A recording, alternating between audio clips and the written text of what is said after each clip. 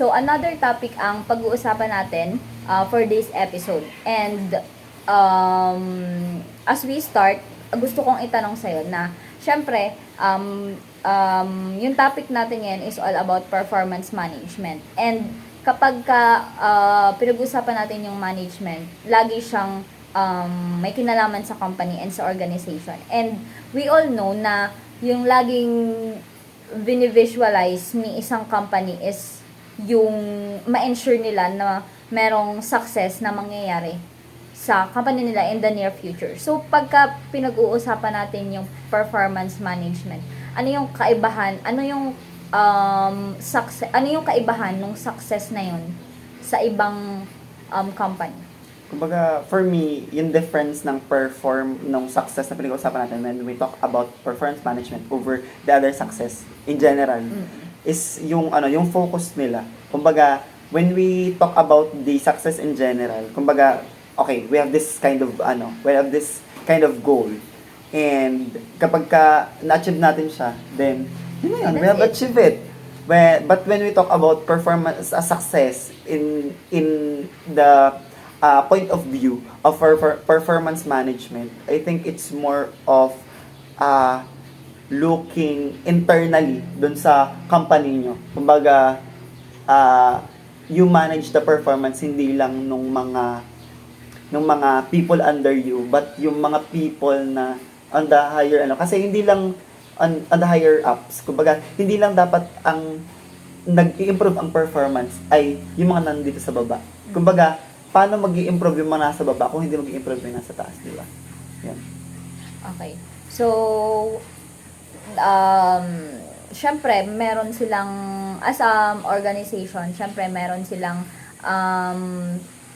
ways na i-implement sa kanilang organization para nga naman ma-meet nila or ensure nila na makukuha nila yung success in the near future. So, ano yung magiging benefit nung mga ways na yon na ini-impose ni organization. Ano yung sa company naman tayo, syempre alam natin na may benefit siya sa employees itself. Pero sa company, ano yung makukuha? Ano naman yung makukuha nila dun sa mga implementation na yun? For me kasi, as I said, 'di ba, parang when you're achieving success in terms of performance management, you look at it more internal, 'di ba? Kumbaga, when I said internal, it will be an interaction between the people, the employee in the company. And I think when we implemented performance management well sa ating company, it can yield good relationship. It can yield good interaction sa atin. And I think kapag na-achieve natin yung good relationship, we can have a good working environment where everyone is working, everyone is boosted confidence na, kumbaga, I have people beside me na I work in, hindi ako nag-iisa, and yeah, I think the company can have a better way of dealing with things kapag meron na itong performance management. Okay. So, next, meron tayong like 4 ways or efforts na ginagamit in performance management process effectively. So, yung mga 4 ways na yan is, syempre, number 1 is to set goals. Hindi yan mawawala. Number 2 is yung ipaprioritize natin or i-recognize natin yung employee natin. And then, pang third is to give regular and honest feedback. And number 4 is yung pagpaprioritize naman ng development ng employee. So, sa tingin mo, ano yung pinaka-importanteng ways na dapat talagang gamitin ni company pagka gumagamit sila ng performance management? For me kasi, the most important way na sa binanggit mong apat doon is, of course, to set goals. Kasi without goal, para tayong nangangapa sa dilim, para tayong mga traveler na walang sinusunod na mapa, kasi hindi natin alam kung saan papunta. Wala tayong, kumbaga, wala tayong dead end, wala tayong finish line. Kumbaga, where? Saan tayo pupunta? 'Di ba?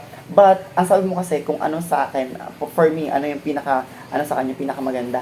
I think personally, kasi, ah, the best in the four is yung number two, which is to recognize your employees. Kasi ako personally, gusto ko na nare-recognize yung mga ginagawa ko, na-appreciate yung mga efforts na ginagawa ko. Hindi para maangat ako or mapuri ako alone, but, well, kasama na yun. Kasi, when you recognize your employees, when you recognize the people that works under you, I think it boosts their confidence in working. Kumbaga, nakaka-boost siya ng moral na parang, ay, I'm doing my job, I'm doing my job really well and I can do better kasi 'di ba nare-recognize ni boss na ganito na okay yung mga ginagawa ko and that will lead me to to perform more effectively, to perform mas better dun sa ginawa ko nung una.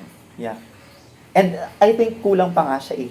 I think that should be recognizing your employee and giving them incentives. Kasi, 'di ba? Parang giving incentive it's like saying, it's another way of saying na Thank you for effort. yeah, the effort that I'm making is really giving me the compensation that I deserve, na parang wow, I feel appreciated.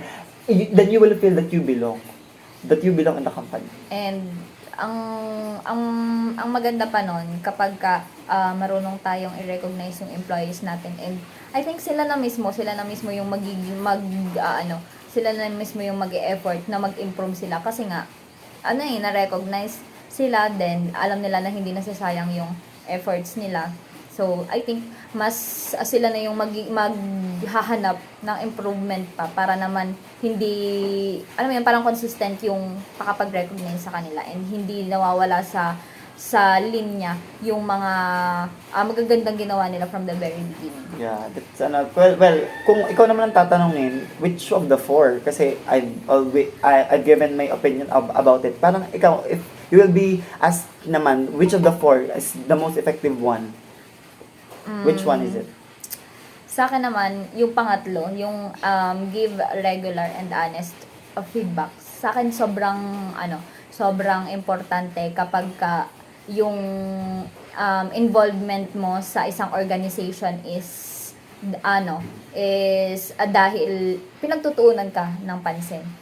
Dun sa connected din siya sa pagre-recognize ng employee kasi parang gaya nga dun sa napag-usapan namin sa last episode is ang hirap naman kung gagalaw ka lang ng gagalaw pero hindi mo man lang alam kung tama ba yung ginagawa mo. Parang is that enough?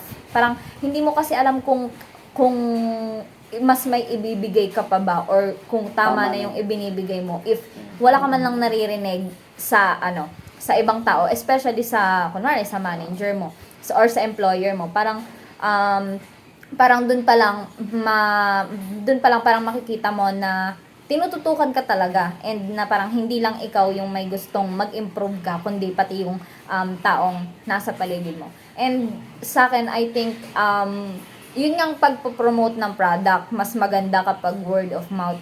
'Di ba? Ano pa naman yung improvement na ginugusto mo sa sarili mo kung hindi mo siya, kasi parang ang hirap kasi naniniwala kasi ako sa kasabihan na akala mo lang walang nangyayari sa iyo. Alam mo yun, akala mo lang walang improvement na nangyayari sa iyo. Yun pala hindi mo lang siya nakikita kasi ikaw 'yan. Ibig sabihin, ibang tao yung makakakita parang noon. your views is different from other people's point of view. And I think lagi naman siyang different. Minsan ang tawag dito,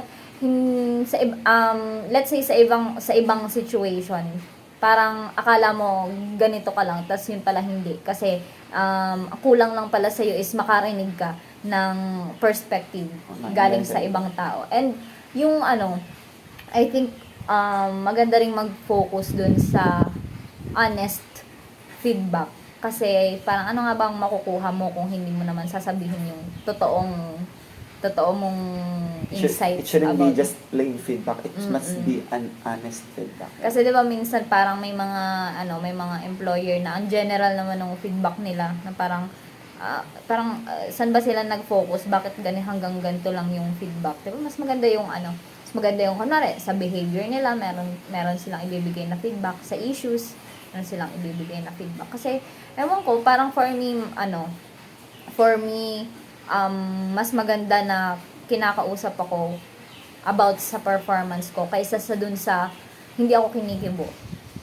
Especially kung first timer, I mean, kung bago kang hire ka ha, parang hindi mo alam kung saan ka susuot kapag ka hindi ka nakarinig na kahit ano sa ibang tao. And ewan ko, mas ano siya, mas for me, mas number one effective way siya para mag-improve yung isang tao. Kasi kung ikaw makakarinig ka ng feedback, nasa sayo na kung magsistay ka iti-take mo ba. siya. Oo, para magsistay ka ba dun sa hanggang ganyan ka lang ba or iti-take mo siya as ano, yung parang kumbaga parang bonus na siya na okay, dahil dito kailangan mas mag-improve ako kasi may nakapansin. Though hindi din naman maganda na sa ka lang mag-i-improve kasi may nakapansin. Pero syempre, minsan nga is hindi natin siya alam na may mga ganun na palang nangyayari. Para din siyang para din like after an honest feedback there will be improvement. Yun pa rin siya. Yun pa rin yung kasama siya sa equation ng improvement, honest feedback.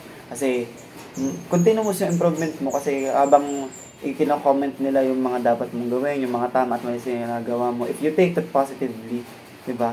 You can improve and you can be better. Yun. So, I think that's it. May dadagdag ka pa? Wala na. I think that's it. This is And so this is the end of this episode. Bye. Thank you so much.